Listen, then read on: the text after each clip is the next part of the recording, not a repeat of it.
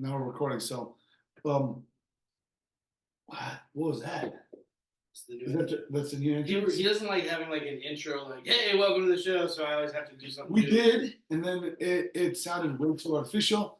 But let's introduce properly, like we did the last couple times. I would think we should make our guest intro the show.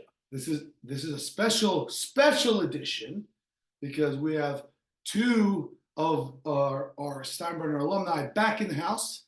Neither of them are in the Lutz area anymore. One is coming back straight from Iowa State. We have Aidan Bitter, and from Miami and from Hollywood, Florida, we got Dean Patterson, who we have talked about multiple times, and he trolled us. But we spoke to his agent. We got the contract right, and he is here. Thank you, boys, for joining us today. I know it's a little early for you, Dean. How you doing this morning? Did you have a coffee, or did you? Here you go with the jokes already. Dean said, "As long as I rent a Maserati for New Year's, oh my God, then he could be here." I mean, we were supposed to have the Lamborghini here, but instead we have the Kia Sportage. Let's just start there. Okay. How freaking awesome was that commercial? That hype video, really, not a commercial, but why don't you talk to us about that a little bit? Like, how did that all come to be? Like, was it insane to be in that position? Yeah. And how did you get picked? It's crazy saying that because it was right after summer workouts, last summer workouts. I'm driving home. I get a call from my boy Hunter, who's a videographer and photographer at FIU, and he basically was like, "Hey man, like I got a one in a lifetime opportunity for you, man. Like it's gonna be pretty cool, man. Like we're gonna do this thing where you're gonna be next to a Lamborghini in the new Vice uniforms, and we're gonna shoot it sometime during fall camp." And he didn't have any dates and stuff yet, but kind of fast forward. Went through a whole fall camp day, and for Ben and Coach Austin and Coach Russell, y'all know how long a full fall camp day is. So we shot over to the old Miami Diving Stadium, big empty parking lot. It was pretty cool. As I'm driving over there, you gotta drive through downtown. I actually ended up seeing the blue Lambo. I passed by it driving down there, and I was like, "Oh, that's a nice car, man." So I ended up beating the car there. Pull up, see the car pull. I'm like, "Bro, that's crazy! Like that's crazy!" And Hunter's outside. He gives me my full pads, my gear. So we're doing some video shoots there, the empty parking lot. Just taking some cool pictures. I'm looking at the jerseys. I'm like amazed by everything because first off, this is my first time seeing the new jerseys. Again, I'm blessed to be able to get a little sneak peek there, and then that was my first time ever being in a Lambo. And now they did a very similar spot at Iowa State, but he was using a John Deere. Yeah, but that was my first time ever being in a Lambo, taking shoots with a Lambo, man. So we went there, we went downtown. We actually went to different spots for that video, man. But it was a huge blessing. It was super cool. Did they let you drive it? No. Unfortunately, inside. Yes. Man, that's pretty cool. Now, the funny part about all of it is that I couldn't really take all my gear off, so I had like my cleats on. Like I'm driving my car with cleats on to these different spots. When I would get out in public in front of people, like people would recognize me, like, "Oh, FIU." So I'm taking pictures with all these different people, and Hunter's like, "No. Okay. If you're gonna take pictures, like just don't release them yet. Just wait to the video." So it was It's one of my favorite college football spots this year. So it was really cool to see. Yeah, it was. Yeah, 100%. How about Aidan? How about you? Did you guys up at Iowa State do anything? I saw you guys do. Every college now I think does like hype videos. Every college does like all these social media marketing things for their athletes. What do they do for you guys up there at Iowa State? No, we're not really about the glitz and glamour of the up in Ames. Yeah, we don't have like anything crazy. We did a couple things for the Jack Trice Legacy jerseys that we had for TCU.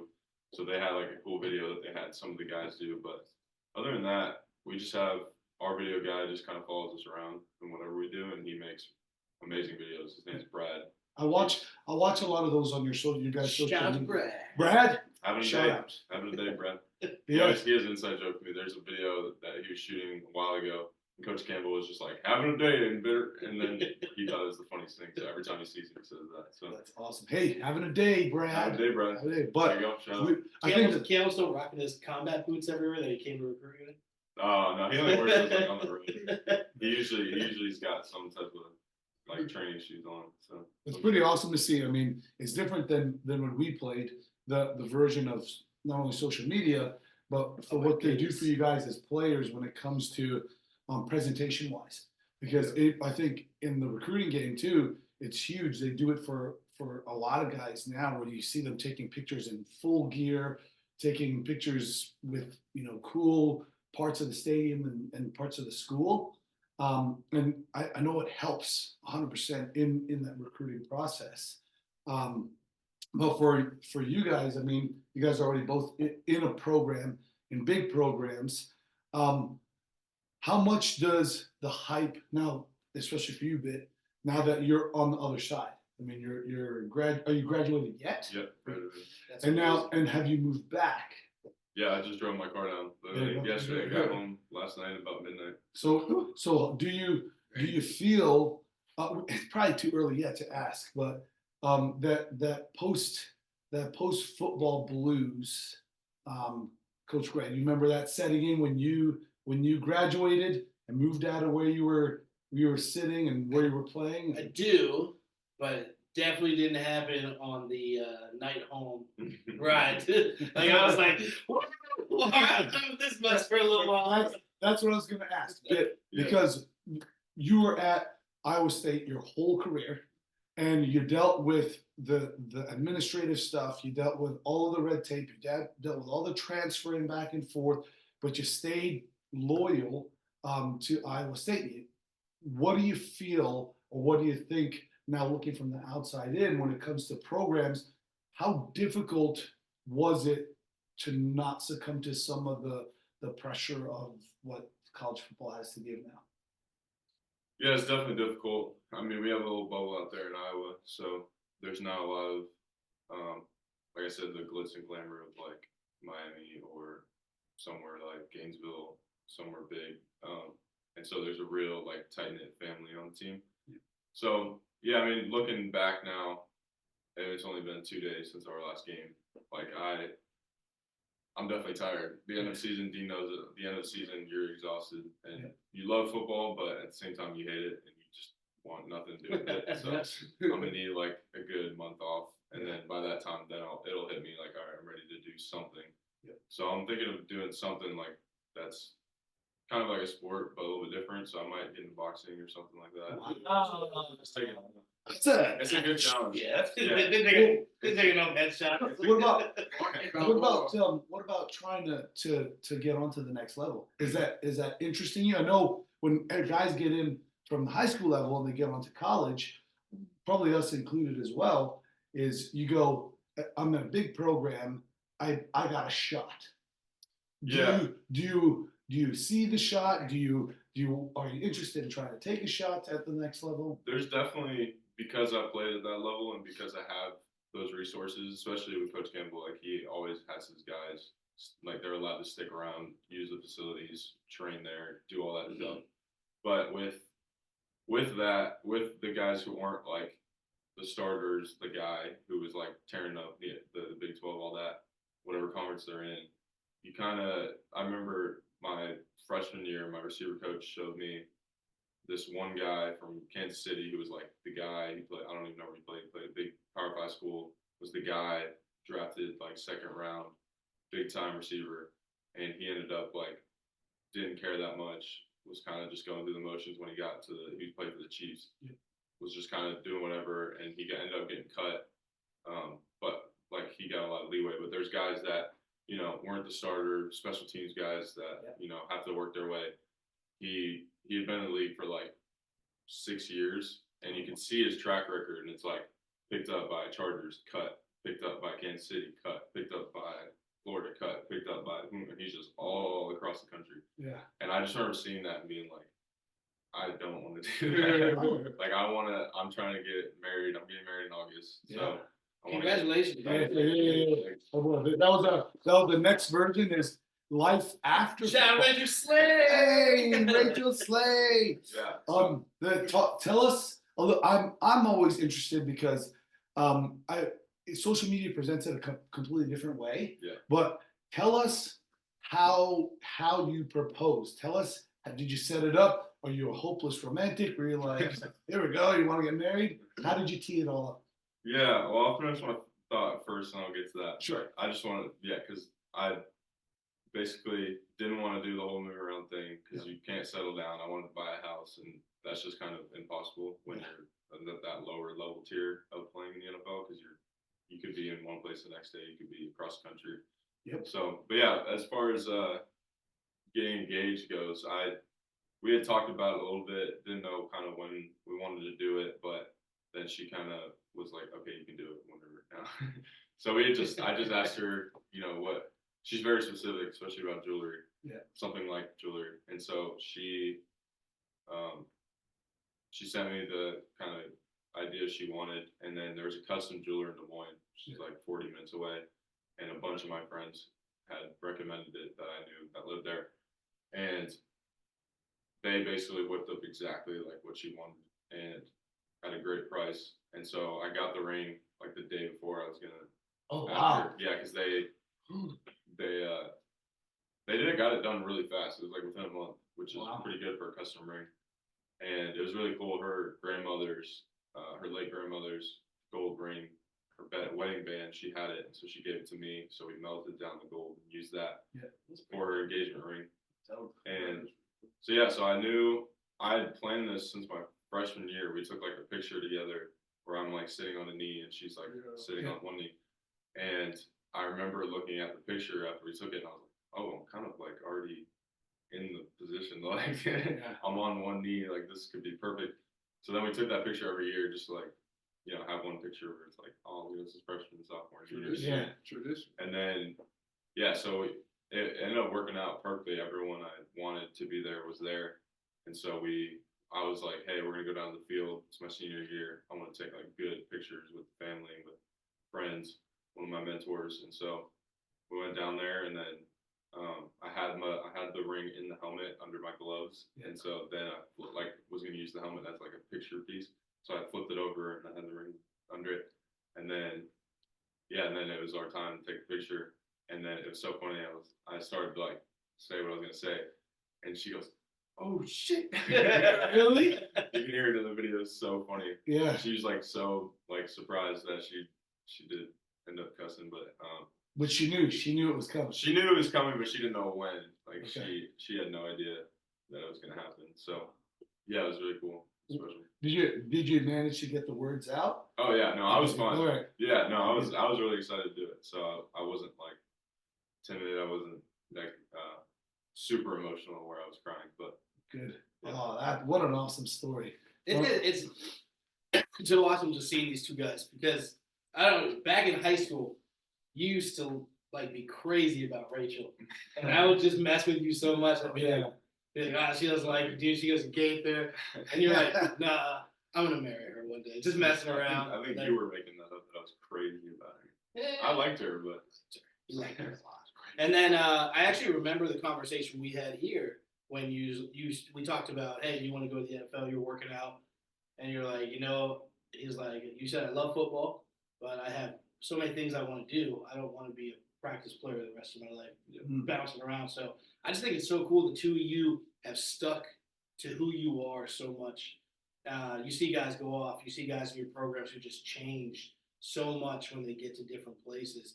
And I think the two of you, your families have you so well grounded and mature as just young men. You've grown into these just awesome guys who just are who you are, and you don't let your environment change who you are. I respect you guys so much. You know, and I think Very that's where when we talk about culture, and because the podcast is called the Cultivator Culture, I think that's where, you know, having a great support system at home is always where the culture of champions is built, because if there's only so much that your neighborhood is going to provide when it comes to influence. There's only so much that your peers are going to provide that's invaluable, right? But that's valuable, right? But your parents, your siblings, your extended family are people that are going to not only shape the way you behave, but how you think, how you move, all those things that you guys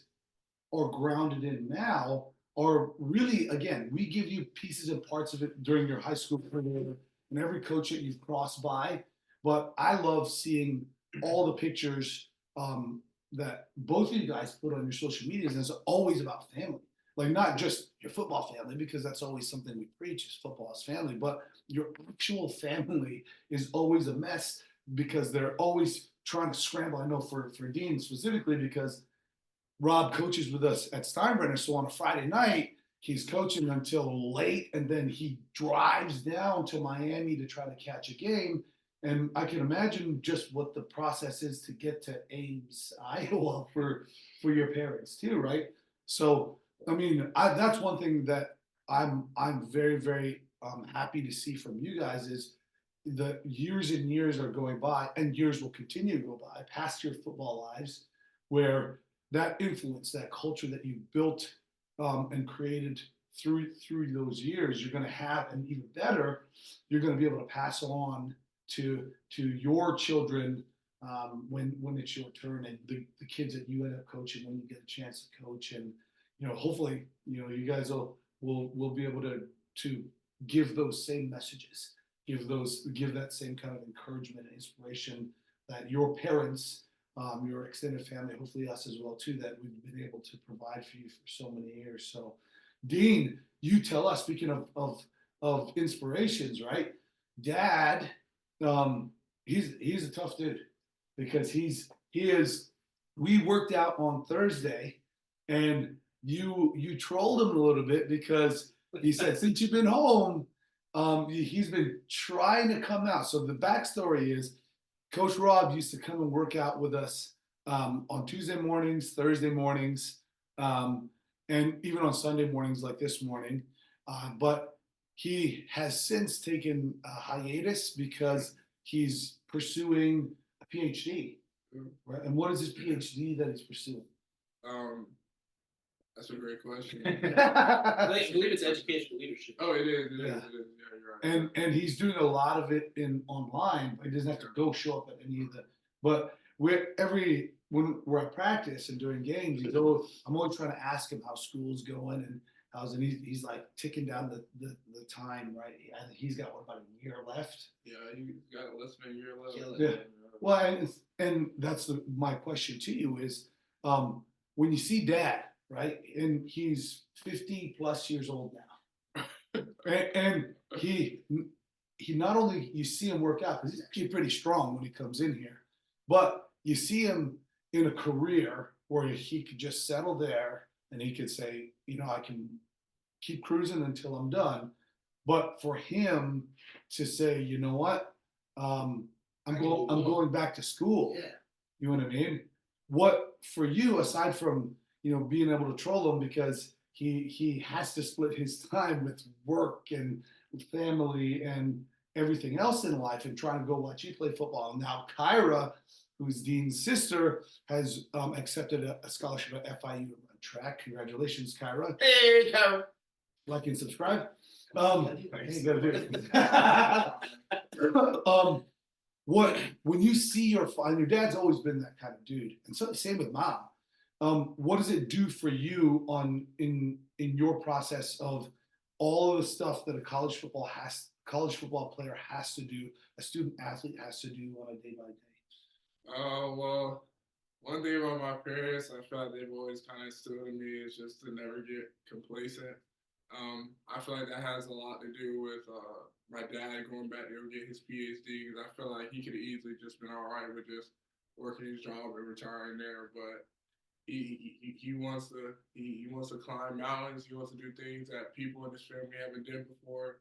And as a son, I can say I'm very proud of him for that, because I know stuff like that isn't easy, especially with all the stuff he's juggling, like how you talked about, Coach, being a coach, being a father, being a husband, and being a boss, at Bays. But no, I think that's honestly what kind of helps me, kind of inspires me, man, is just to be able to keep going. And I know I have little people like in my circle, such as people here that always kind of preach those kind of things. So whenever you climb one mountain, man, like it's the journey's not over, job's not done. It's time to be hungry. It's time to accomplish something else. So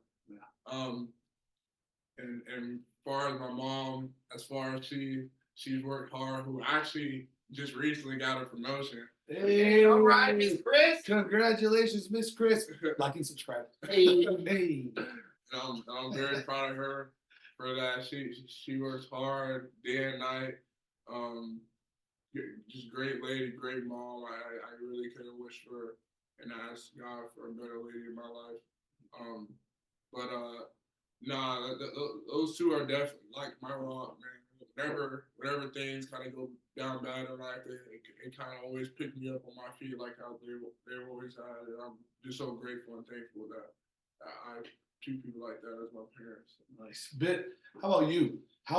Because parents are so far away, how much of a part did they play in your day to day? I know, once you get to a particular point in your college football career, you get to a spot where you're like, well, I can see the end of football coming, right?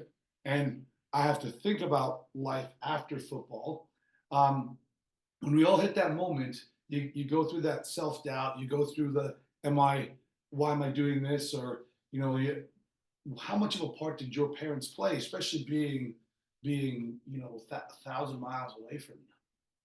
Yeah, my dad played college baseball, my mom played college soccer, so they know kind of how it is to hang up cleats. But it was cool.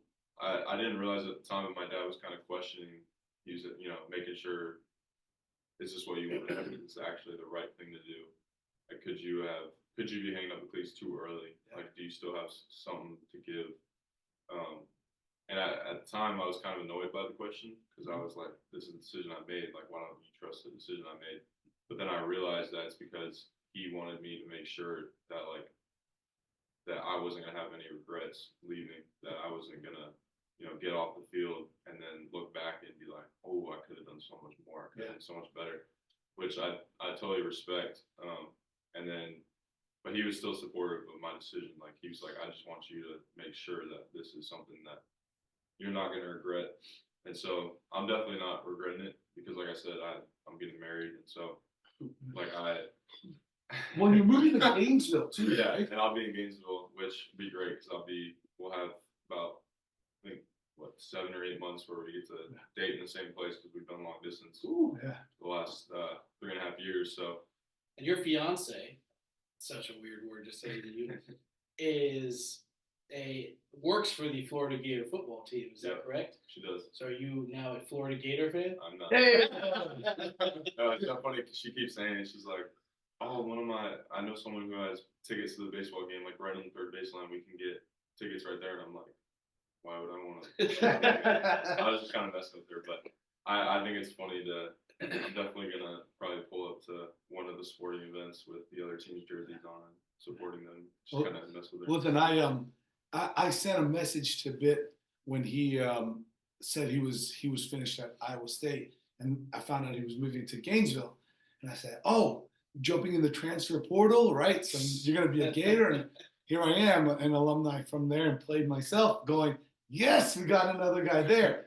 He said to me, and it absolutely broke my heart, because it wasn't like this in the 90s. It's completely different. He goes, "It would be an actual downgrade from what I'm doing here in Ames." And I hung my head, and I'm like, you know what? He's right. Unfortunately, the Gators have not done well, but guess what? They didn't do as bad as Florida State last night. How about the Orange Bowl yesterday, Coach Greg? What do you think about that? I prefer we don't call them bowl games anymore. These things are just disasters. That was to a watch. disaster. And I think Kirby Smart said it best. He said, "What a disservice the NCAA has done to the programs to put them in these positions where the young men they should absolutely have the right to transfer and be in a place that they want to be, that can give them the opportunity to pursue their education and their endeavors Their education. and endeavors. Yeah, there's a lot of athletes that are still care about their guys left for their education. Some of them Get some out of of them here with that. However, but that was it's gross. It's gross what we had to watch last night. Yeah, like I said, we had this conversation from episode 1, where we knew that the NIL was going to be the death of college football. For one, Not college football, loyalty loyalty to college football and tradition. Yep. Where I 100% think that Florida State with Jordan Travis, even then when we talked about the college football playoff, I was like, I don't know, man. They're still not that good of a team compared to what's out there. And when we talked, I also said, win or lose, Georgia should still be in. And this is the perfect setup to next season when 12 teams get in rather than 4, because if you look at it, Georgia should have been in. Even with their second string guys, they were absolutely pummeled Florida State. And with Florida State, with 16 guys transferring out, with all their injuries on offense and defense, no Heisman finalist quarterback. That should be a program that should be able to still compete. Yeah, they did not compete 16 guys transferred out. for their education. Does that speak to the program? And you can't build a program through the portal because Florida State has added a ton of guys through the portal since they've arrived, that staff has arrived.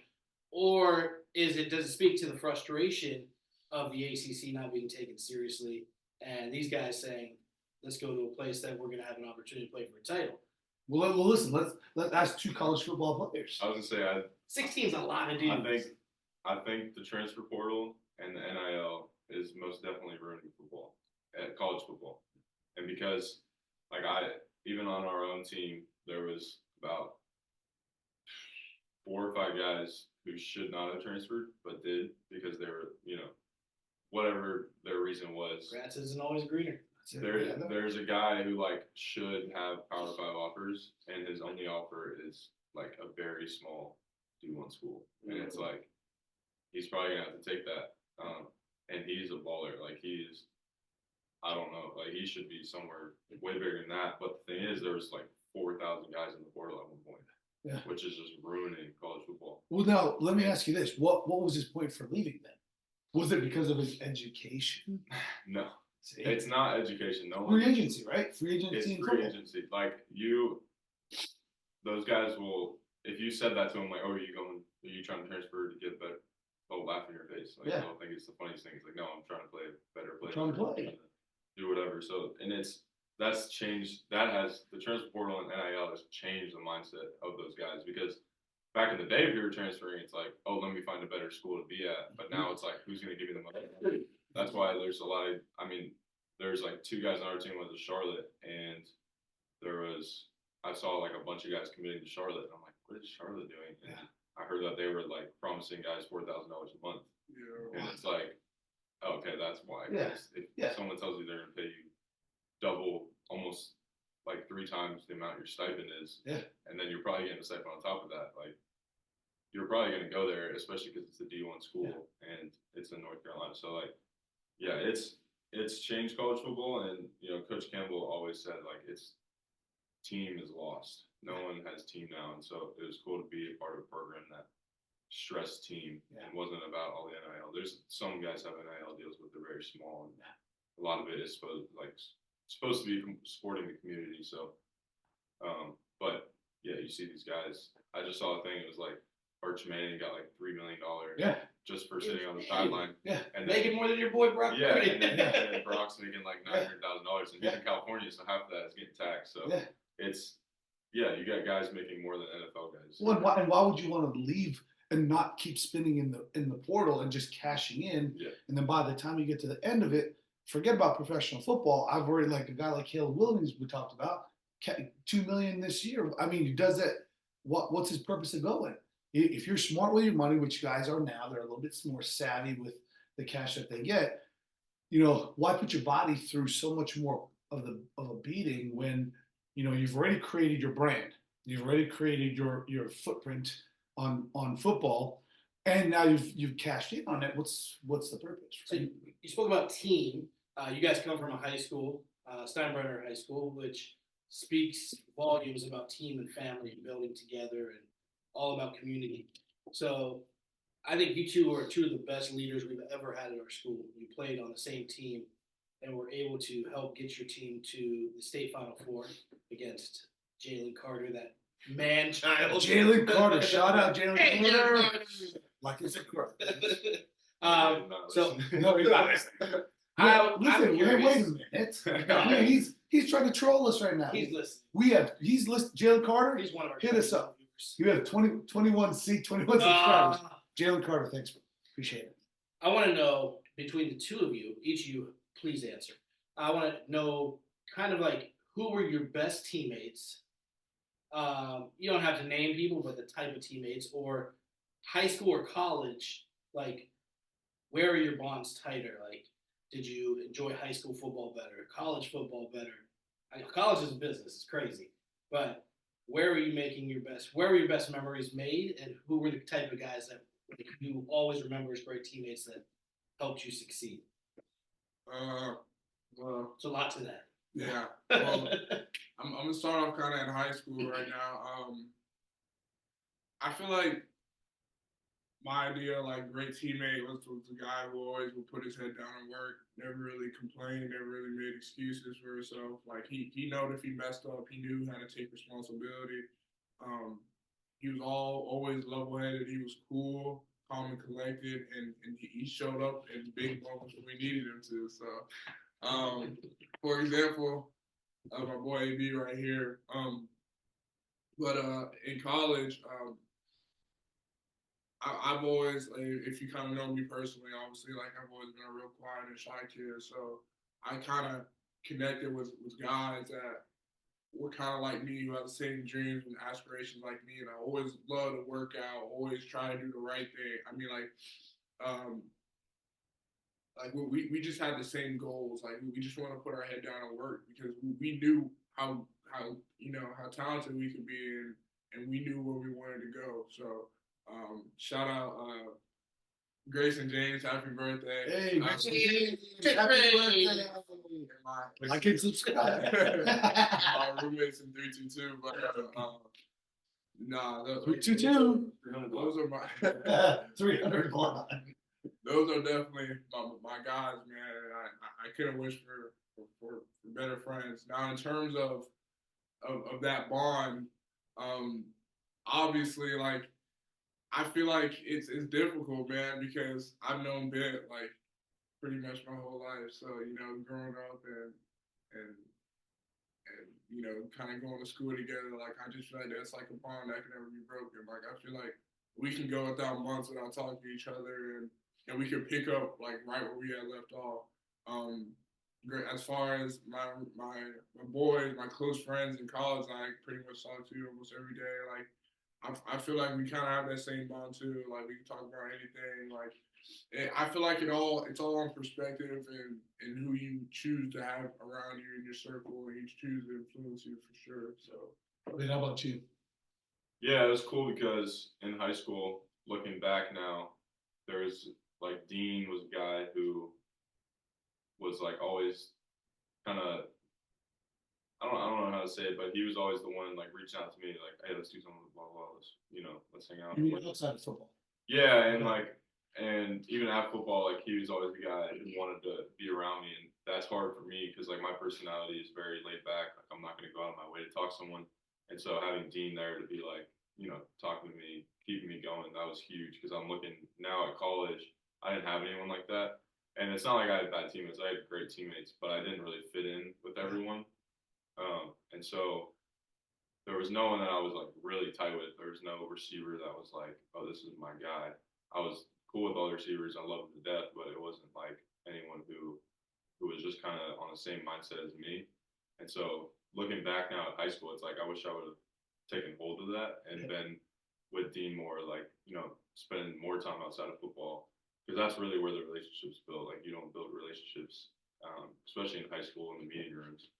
It's a little bit different in college. You get more time in the meeting room, more hang out, all that stuff. But yeah, that's kind of looking back now. I wish I would have like taken hold of that a little bit better. Yeah. I think I was just a little immature with relationships back then. So looking back now, it's like, oh man, I wish I would have invested more. Well, I remember because both of these guys were part of a group that we have here at the house, which is called Team Polar Pop. And the process is we work out on Sunday mornings. We work out on Tuesday and Thursday mornings early before school, and that happens rain, shine, no matter what. We're always doing it. Part of that is actually training with the kids, but another big part of it is creating those connections. And I remember when you first came out, because you were one of the guys that we were not sure if you were going to stick or not because of your personality. But I do specifically remember when you first came out, we were outside on the track, we were pushing the sleds. You guys, that group that you had between you and Dean, between Dion and Matt Durant's, you guys were building bonds out there that helped you build bonds on the field. But I knew and noticed early on when we do the competition drills, which is, remember, the drop drills, drop and throws, but then the cone drills where there's a ball on each side, the rock, paper, scissors, and we chase each other. I do remember that you guys are always trying to compete against each other. And I do still remember when you guys came in here in the weight room, you guys are constantly chipping and chirping at each other. But that's a great sign. That's a great sign, because you know that, one, you're not taking it personally from another person, but two, that they're actually speaking to you, that they're speaking to you as motivation, whether it's a pushing or pulling version motivation. But I think that's something that's an unbreakable bond that happens between people. So don't feel guilty or don't look back and say, hey, you know, I should have done more, because that's the greatest part of making bonds with people and making connections with people is, you know, it's a real connection if months, years go by and you see that person and you guys pick up right where you left off, just like he said. Because what that means is, although the distance that we have and the time that we have starts to get further away, it doesn't matter, because our hearts are still close. That's why when we come back together, boom, it's right back to it. So you were a little awkward in high school. You were kind of a loner, but once you think you settled into a group, and it's a small pocket, and you're going to start to notice too, as you are finished with football and you start moving on to a normal and regular life, your circle of friends gets smaller and smaller. And so aside from a great families that you both have, you'll start to see that your friend group gets smaller, but those bonds get thicker. So, I mean, that's an exciting part, and I'm happy for you guys too, because I was the same as you, but in college, it did not connect with anybody.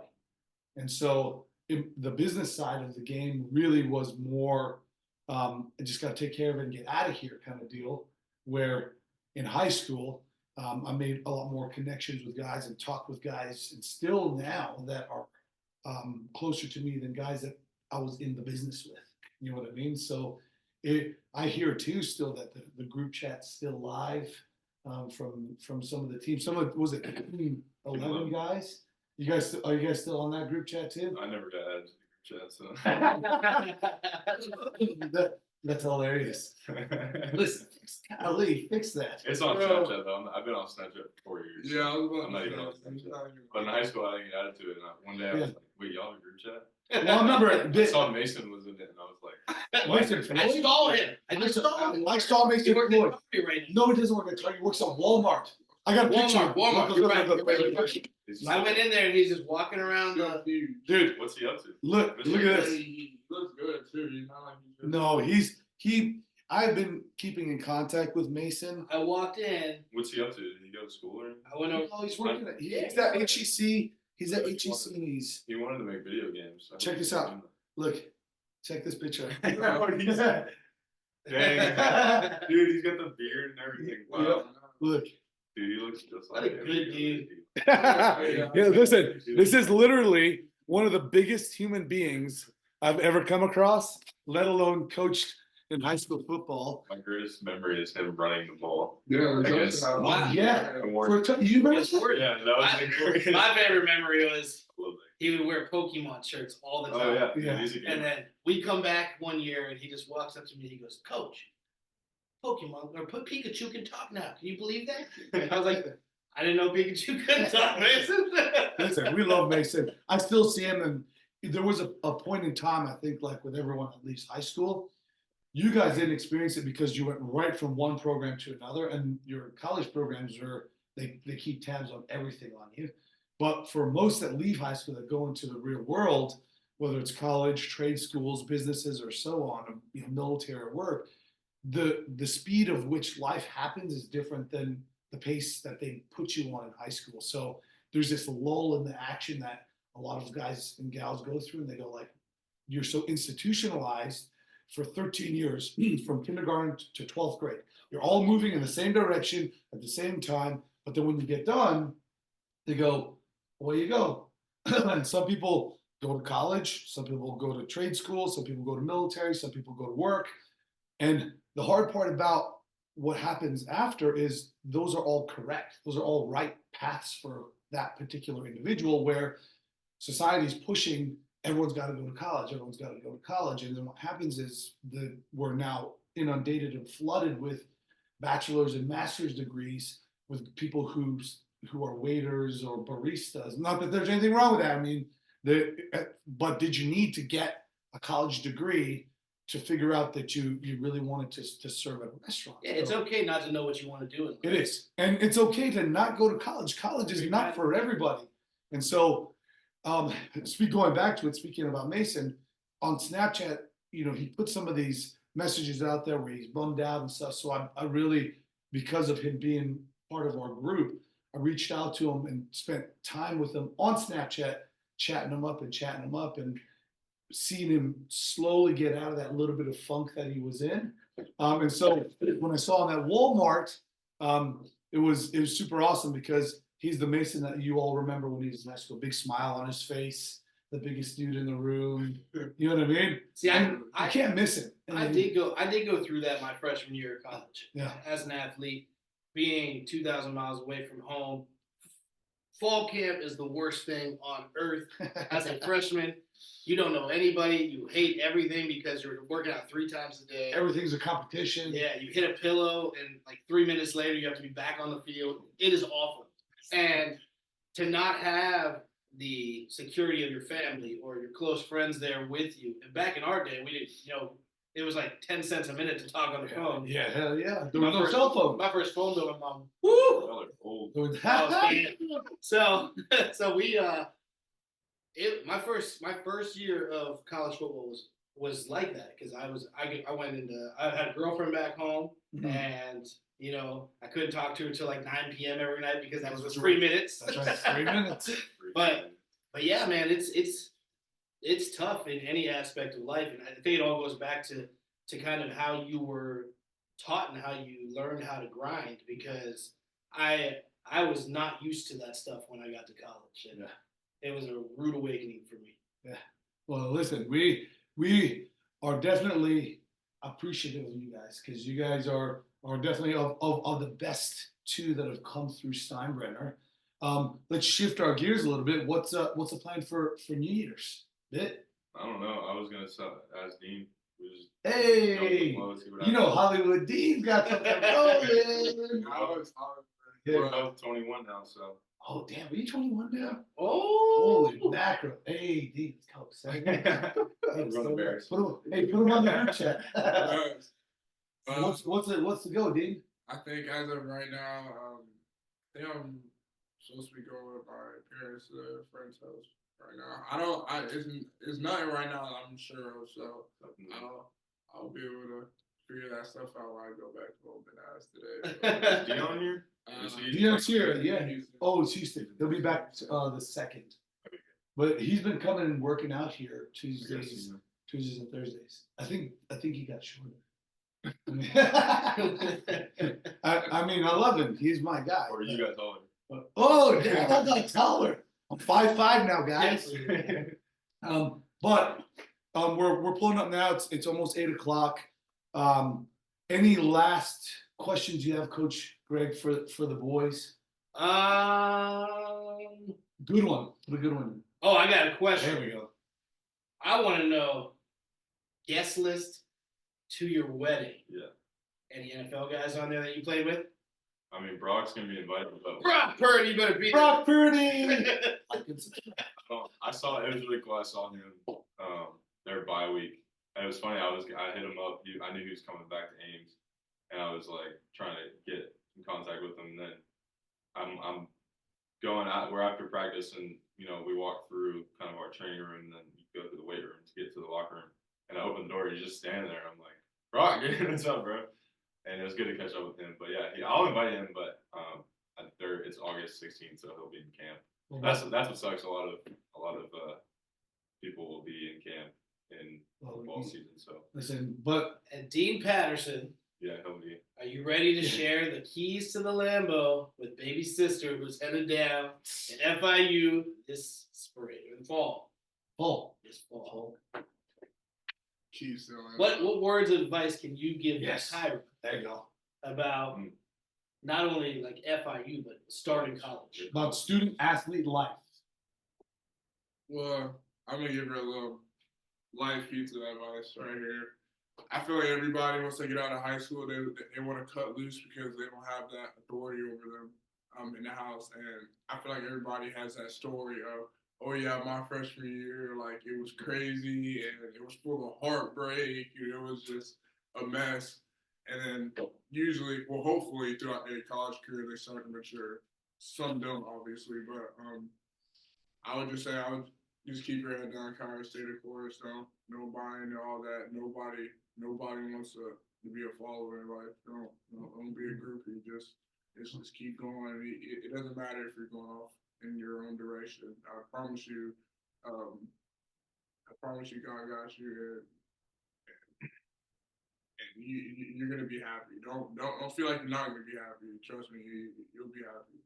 But now in terms of a student athlete, I'll say just kind of learn to time manage your year. It's gonna be different because you're not going through a 7-period school day like in high school anymore. Like you're gonna have 1 or 2 classes. Like for me, I'll practice in the morning, have 1 or 2 classes, or maybe none depending on the day, and be done the rest of the day. So I mean, like something my dad kind of taught me is, like you got to be able to balance. So for me, as a youngin, like it was always football. So like right after practice, right after school, like I was in that single building. I mean, I was in that building all day watching film, which I feel like still isn't a bad thing for me to do. But but I was in there watching film, like I wanted to learn. Like that's just something I wanted to do, and I'm still doing that. But I feel like as a student athlete, you need to be able to balance your time. Like you need to be able to have time. If you have like a girlfriend or fiance, such as like you want to be able to spend time like with them and kind of help take your mind off that stuff. It'll help with your mental health, because mental health is very strong. Like that's definitely what you need. Like as a student athlete, I feel like that's very underrated. And you see some people talk about it, but like I feel like it's not like overemphasized like enough, because you could really be like sad like as a student athlete, and everyone would be like, why are you sad? Like you're playing at such on full rock. No. And it's okay to be sad. Trust me. You never know what someone's going through. Yeah. It can get real, but real scary. But you just gotta know that you know, you find some other cool little hobbies that you like to do and kind of help take your mind off that. So that way, when you come back to that sport, like you're coming back with like a fresh mentality and you're coming back better. Because if you sit there and you dwell on that for so long, like eventually, I feel like those are the people who end up hating the sport. And it's like, bro, like I don't want to be here anymore. And then it ends up being like one of the darkest times of their lives. So you don't want to ruin the sport for you. So. Sounds great advice. Kyra Patterson, big brother advice. Like and subscribe. Guys, we want to thank you so much. You are two of the finest young men that we have had the opportunity to coach. And I'm very proud of both of you and the journeys that you are still on and the new journey that is facing you. Yep. We wish you the best. Yeah, keep it up, man. Stay with us. This is it from here. Happy New Year, last one of 2020. We get thumbs up from our Hey! boys. Thumbs up. Happy New Year. Hey, And we're. and I want a quick shout out real quick to Aidan and Rachel. Congratulations. Hey! Like next Friday. And we're out.